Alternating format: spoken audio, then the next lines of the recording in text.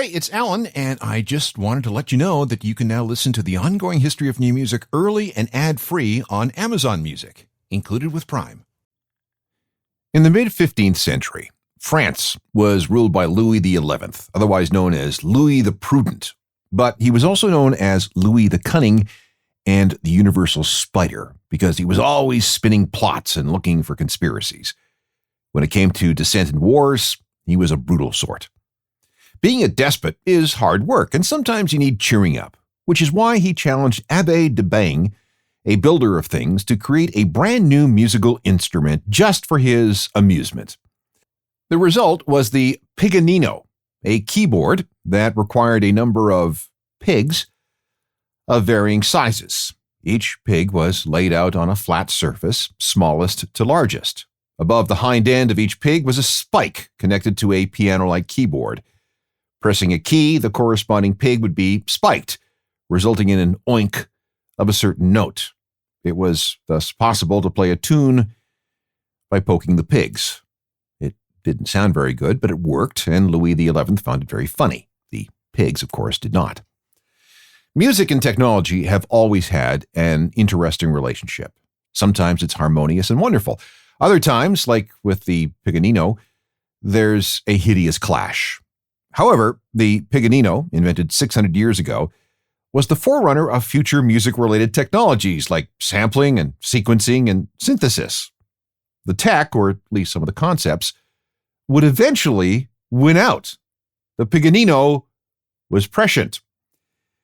If we step back and look at the history of science, math, and engineering, and the practice of creating the art of music, we'll see that every time the two things intersect, music and technology, tech almost always comes out the winner, which is okay.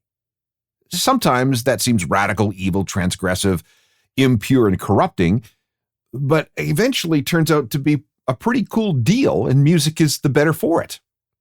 Here are some stories about the clashes between tech and music. I'll lay out the facts, and you decide if these were good things or bad things. This is the Ongoing History of New Music podcast with Alan Cross. We are the robots. We are the robots. We are the robots. Kraftwerk setting things up for this talk on music versus tech and how tech almost always seems to win. And music also ends up being the better for it. Hello again, I'm Alan Cross. Change and progress can be very, very scary. If you're young, you can bob and weave and probably adapt. But the older you get, the more this seeps in. I used to be with it, but then they changed what it was. Now what I'm with isn't it, and what's it seems weird and scary to me. It'll happen to you. Musicians, people who spend their lives learning to be proficient at playing, composing, and performing, can be naturally suspicious when it comes to change. No one wants to devote years to a craft only to see everything upended. There's often pushback and sometimes outright rebellion, but in the end, there is no stopping progress. Let me show you what I mean. At the turn of the 1900s, the big technological enemy, in the eyes of some, was recorded music, the ability to capture a performance for all time. A song could now be summoned at any time by anyone simply by placing a record on a gramophone.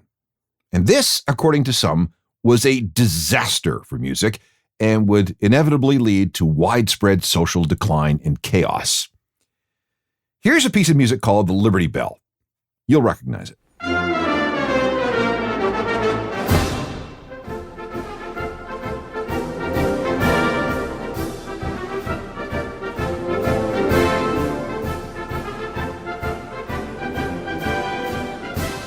So yeah, that's the theme from Monty Python's Flying Circus, but it's actually a march composed in 1893 by American John Philip Sousa. At the time, military music was all the rage, with its big brass instruments and 2/4 rhythms pounded out on multiple snare and bass drums. It kind of was the heavy metal of its era, sort of. The point is that this was powerful, rousing music, and people really liked it at the time. Sousa was the composer of over 130 of these marches, along with many other pieces of music that are still being used today. And he believed that music was something that should only be experienced live. The new talking machines of the turn of the 20th century, gramophones and phonographs that played recordings, were nothing short of evil. In 1906, he wrote an article for Appleton's magazine, and the title of the article was The Menace of Mechanical Music. Let me quote. Sweeping across the country with the speed of a transient fashion in slang or Panama hats, political war cries, or popular novels, comes now the mechanical device to sing for us a song or play for us a piano, in substitute for human skill, intelligence, and soul. I foresee a marked deterioration in American music and musical taste, an interruption of the musical development of the country, and a host of other injuries to music in its artistic manifestations. Sousa wanted these new machines and the recordings they played banned. He even appeared before the U.S. Congress to make his argument. The talking machines are going to ruin the artistic development of music in this country, he said. When I was a boy, in front of every house in the summer evenings, you would find young people together singing the songs of the day or old songs. Today, you hear these infernal machines going night and day. We will not have a vocal cord left. The vocal cord will be eliminated by a process of evolution, as was the tail of man when he came from the ape. So, a bit extreme. Not only would recorded music discourage people from taking up music, he thought, it would put musicians out of work. I mean, if you could summon up a song anytime you wanted, instead of going someplace to hear it live, well, that was awful. Furthermore, a recording froze a performance for all time, and that frozen performance would become the standard version. Improvisation, improvement, and evolution of that piece of music would come to an end. Music would become stale and boring. And for years, Sousa refused to conduct any orchestras in any recording situations, proudly saying that, I have never been in the gramophone company's office in my life. But by the time he died in 1932, recorded music was everywhere. You could buy a record for as little as 30 cents. Instead of a couple of hundred people hearing a performance played live, that same song could be distributed to millions and millions. So imagine how surprised he'd be to see the kind of interesting interpretations of his music that have been recorded. Like, how about this metal version of his Stars and Stripes Forever?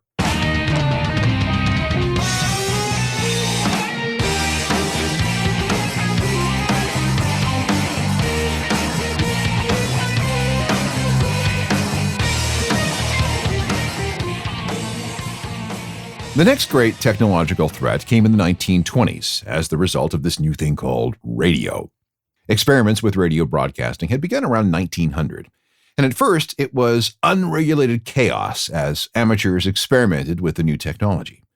When World War I came along, governments took control for themselves as this tech was far too powerful to leave in the hands of civilians. But by 1922, radio broadcasting had been released from military control, and a whole new communication industry was being born. It was the broadcasting boom. The question was, what to broadcast? Well, baseball games seemed fine. Election results, sermons, soap operas, variety shows, comedy, news, educational programs, and music. Radio stations began carrying live performances from concert halls, hotel ballrooms, churches, and from their very own purpose-built studios. People across vast distances could enjoy classical music, opera, hymns, jazz, and blues simply by turning on their radios. It was magical. Radio listening grew from maybe hundreds of amateurs at the end of World War I to millions upon millions by the end of the 1920s. This, however, created a problem for record companies. If you could get all the music you wanted right into your home just by turning on a radio, who would bother buying phonograph records? Plus, with radio, you didn't have to get up every 3 minutes to flip over the record or select a new one. When you got music from the radio, you never had to worry about broken or scratched records. Radio meant that you didn't have to buy new records, and radio meant that you didn't have to travel and buy a ticket to hear music live. Radio also freaked out musicians. Why bother going out to see live music anymore if it came directly to you? And how much money were they going to lose if radio made it possible for people to stop buying records? This resulted in a bunch of lawsuits in a number of countries as record companies tried to make it illegal for radio stations to play records as part of their broadcast day. They even started labeling records not licensed for broadcast. You may still find old records with that warning on it. The first ruling stated that if a radio station bought a record, well, they had every right to play it for its audience. So they did. But we'll come back to that in just a bit. Meanwhile, a couple of interesting things happened. First, back then, radio preferred broadcasting live music as opposed to records, which frankly sounded like crap.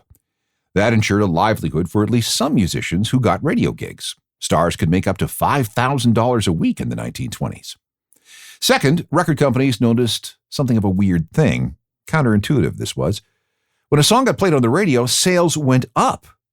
People wanted to own music so they could listen on their own terms, as well as getting music from the radio. This pushed everyone closer together. Phonograph companies started making machines that ran on electricity instead of wind-up models. New electric methods of recording were introduced in 1925 with microphones and amplifiers and such that resulted in better sound, certainly closer to the audio quality of live music played over the radio. And by the end of the 1920s, you could buy phonograph and radio combo units for your home. Third, some compromises were struck. For example, this marked the beginning of something called needle time with the BBC, which was a deal with the Musicians' Union.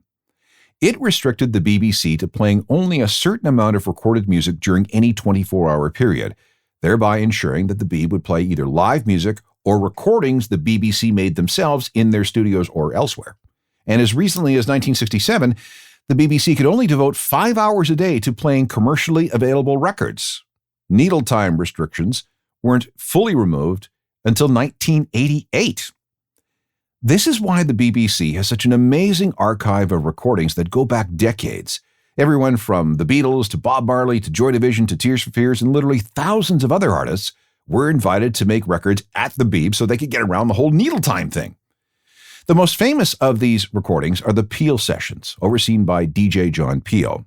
He brought in hundreds of cool bands all through the 70s, 80s, and 90s to record live off the floor at the BBC. The Smiths, R.E.M., New Order, The Fall, Echo and the Bunnymen, Susie and the Banshees, the Buzzcocks, the list is almost endless. Here's something from May 23, 1972, when an artist on the Ascent named David Bowie dropped in for a session with his band, the Spiders from Mars. So where were the spiders?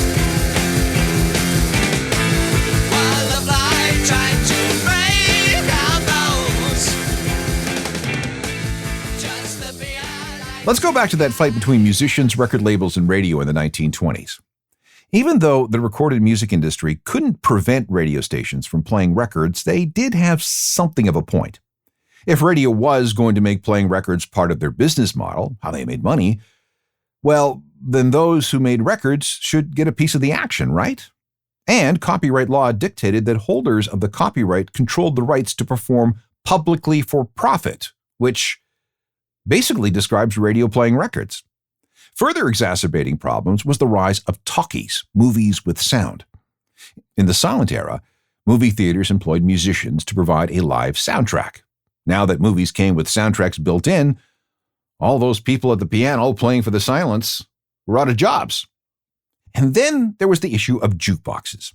For a nickel or whatever, people could command popular songs of the day from a record while they were out in public. So much for live musicians in bars and restaurants.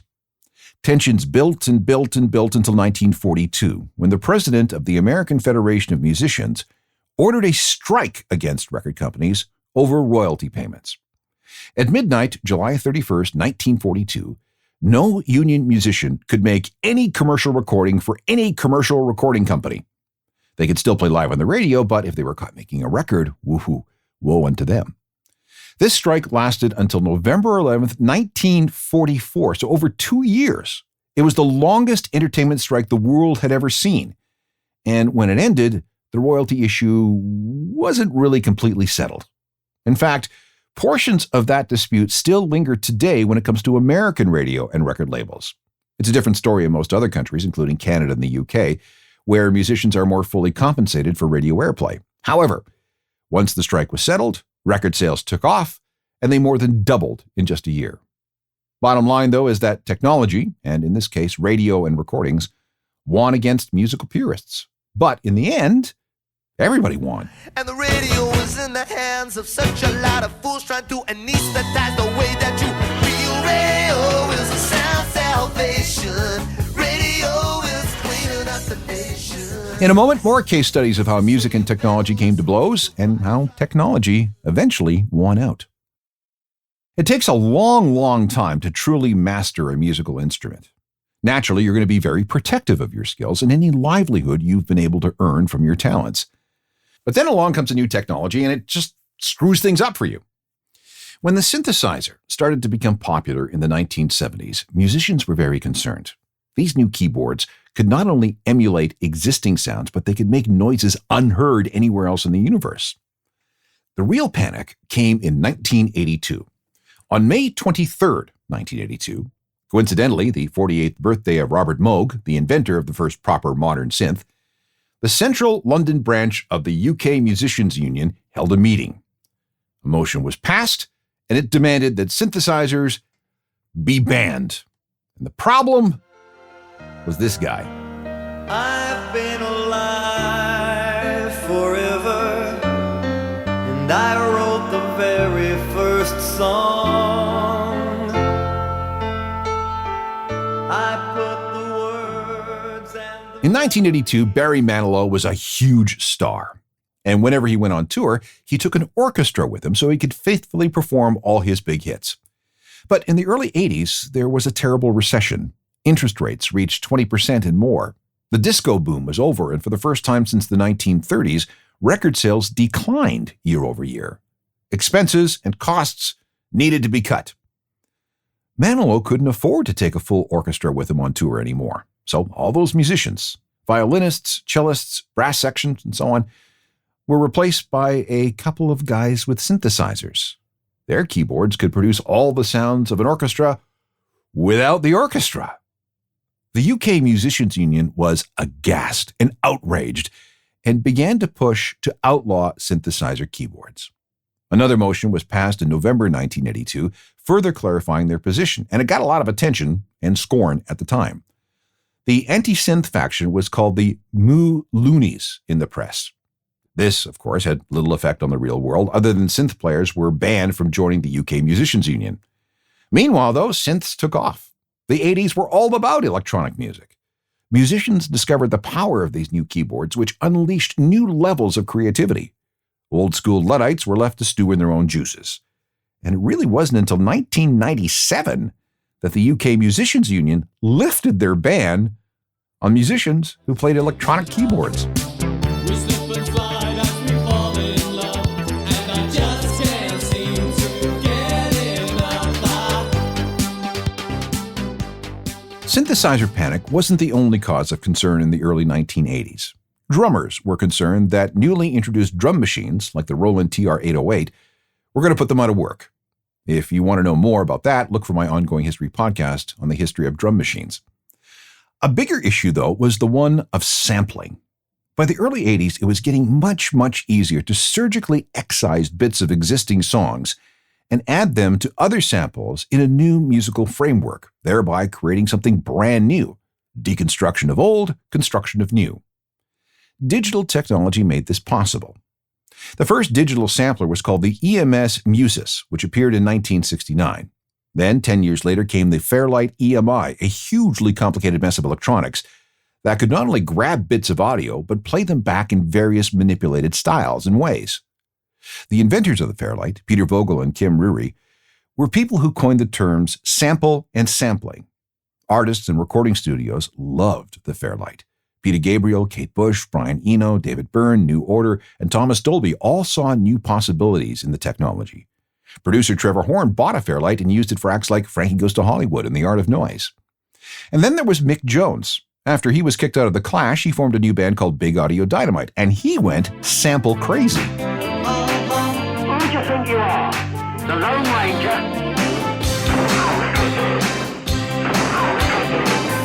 You're Jack the Lad. Putting a little stick of that. All right, so if samplers and sampling were cool, what was the problem? Well, other musicians weren't so happy with the technology, especially those who found their original works being sampled. Stuff that they wrote was being used by other people to make money, and they weren't getting compensated.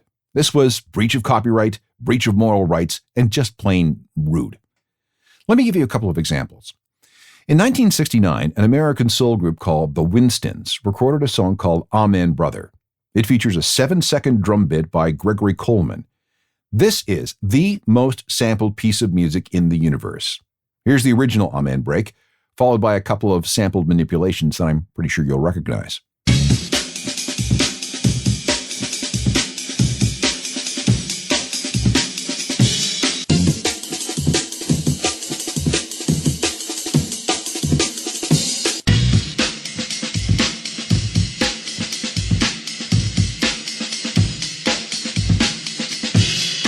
According to the website whosampled.com, that bit has been used in nearly 6,200 songs, and drummer Gregory Coleman never received a penny. He died homeless and destitute in 2006. Here's another popular sample.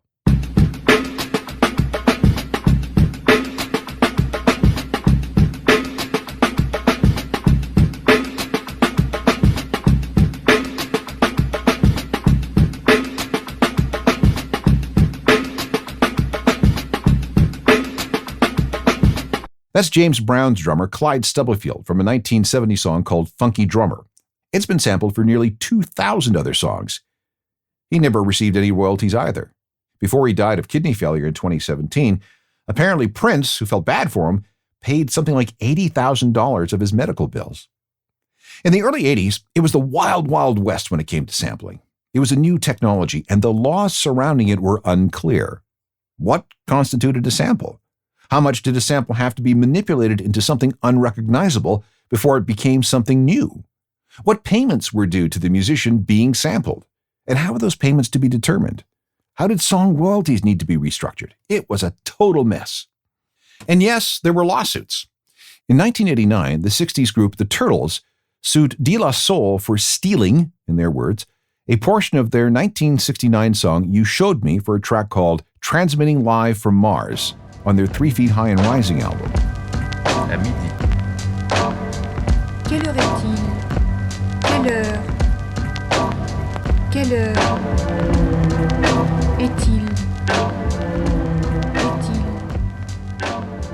That resulted in a $1.7 million lawsuit against De La Soul and their record company. Everything was settled out of court, but the message was clear. Do not sample without permission. De La Soul's early music was so sample-heavy that it took until 2023 for all the legalities to be sorted out and their songs could finally be made available on streaming music services. An even bigger lawsuit happened in 1991 when Gilbert O'Sullivan sued Biz Markie for an unauthorized sample of his 1972 song Alone Again Naturally. That suit forced the withdrawal of Markie's album I Need a Haircut from the marketplace. Most, but not all, of the high-profile lawsuits over unauthorized sampling happened in the world of hip-hop and rap because that music so heavily relied on it. Imposing new legal rules on sampling literally changed the course of hip-hop by forcing rappers to find new ways to make music with new sounds. Meanwhile, woe to anyone who dared use a sample from the Beatles or AC/DC. But, sensing an opportunity, record labels and lawyers moved in and began creating a legal structure and framework for clearing samples for use in other songs, as well as how much the sampled artists should get paid. A licensing framework was eventually worked out. This did, however, make creating new music using lots of samples cost prohibitive. And here's the best example. In 1989, the Beastie Boys released their Paul's Boutique album, a recording containing samples of 105 different songs. The band did clear all these samples, but under some older rules that no longer applied. Even so, they spent nearly $300,000 on sample clearances. No one has that kind of money to make such an album today. This one single features 20 separate samples, and all the artists involved, from the Commodores to Deep Purple to James Brown and the Sweet, got a little piece of it.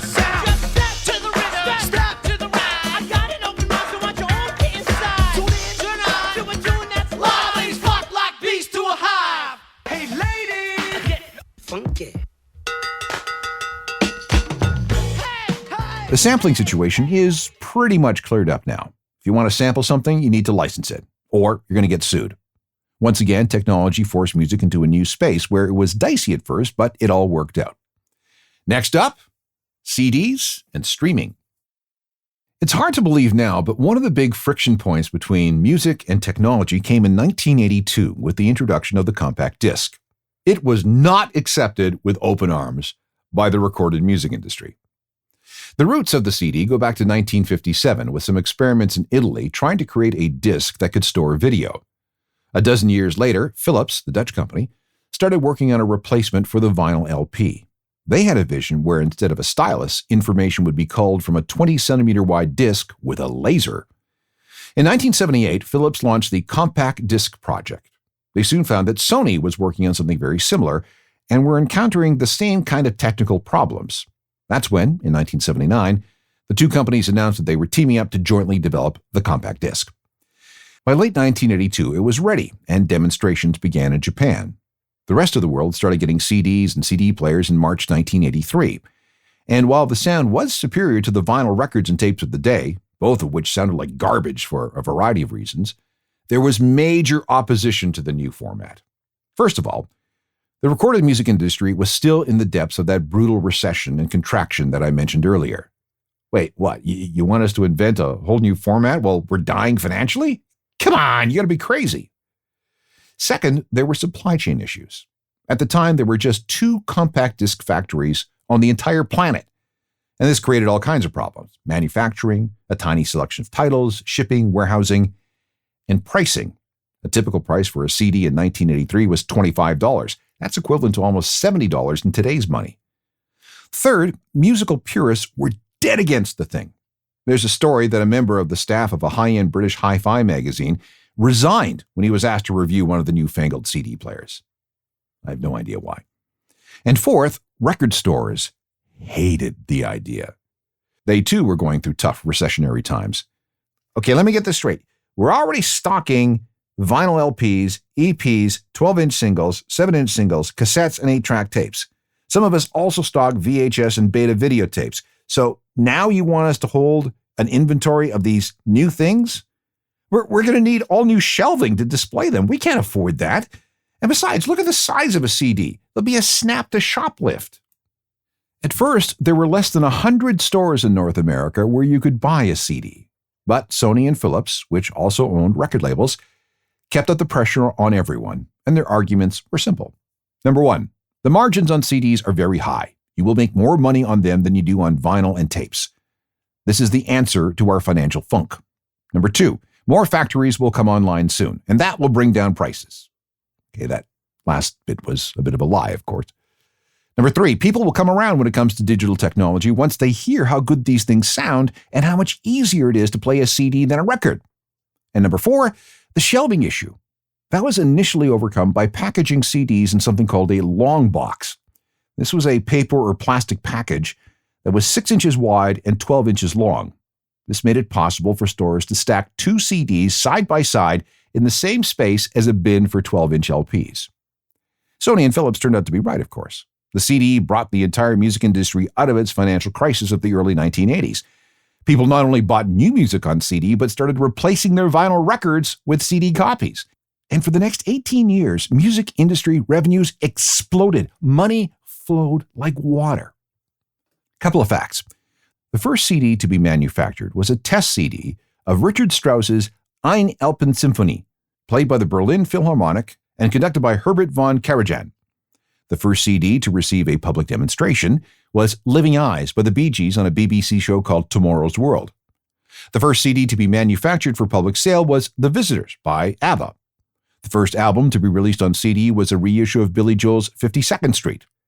The first artist to have a million-seller CD was Dire Straits with their Brothers in Arms album in 1985. And the first major artist to have their entire catalog released on CD was David Bowie. Ashes to ash and funk to funky. We know Major Tom's a junkie, strung out in heaven's high, hitting an all-time low. The last tech versus music battle I want to mention is streaming. Okay, wait, that's too narrow. Let's call this digital music files.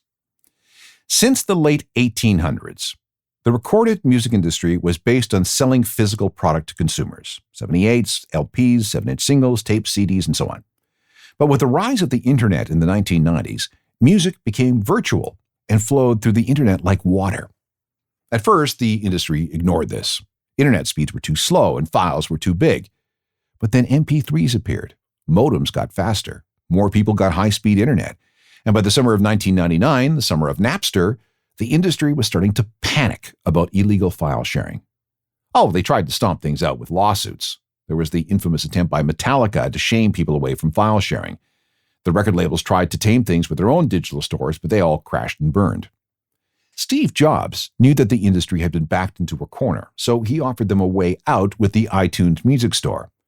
Eventually, everyone signed on because they really had no choice. The recorded music industry was out of their depth technologically, and Apple, frankly, was the only way forward.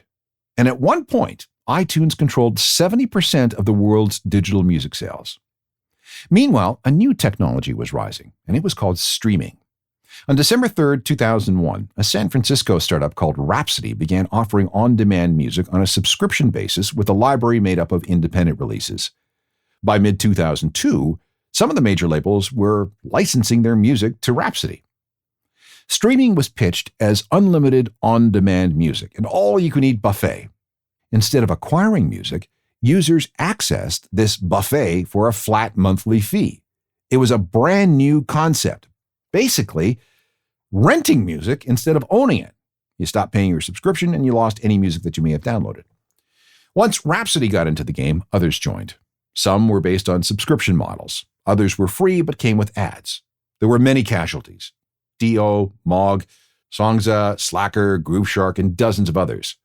But there were also successes. Spotify, Apple Music, Amazon Prime Music, Tidal, Qobuz, Deezer. Plus, there were streamers specializing in specific territories like India, the Arab world, North Africa, China, and so on. There was no holding back the technology. The record labels, which were completely opposed to streaming in the beginning, not only got on board, but actually invested in some of the streamers. Piracy was reduced to a fraction of what it used to be, and the licenses negotiated has brought billions to the recorded music industry. Streaming literally saved it from extinction. Music fans were a little reticent at first, renting music instead of owning it, but convenience and selection trumped everything. And as I sit here, there are more than 110 million tracks available, which is a factor of 1,000 greater than the number of titles found in even the biggest record store. And 100,000 tracks are being added daily, a number that keeps increasing.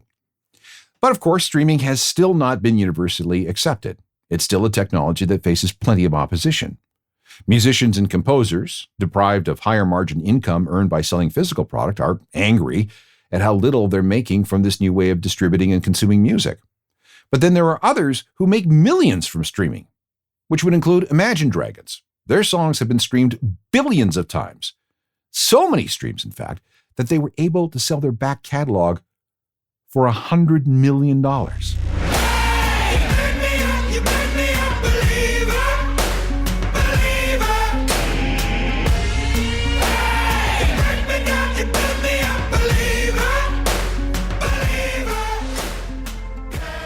Technology and music will forever butt heads. The latest battle involves artificial intelligence and how it will affect music going forward. How will that play out? Well, it's too early to tell. The optimists say that AI will become an important tool like synthesizers and sampling. The pessimists say that it will severely curb the humanity of music and drive quality down, and in the process subtly force music fans to accept terrible substandard music.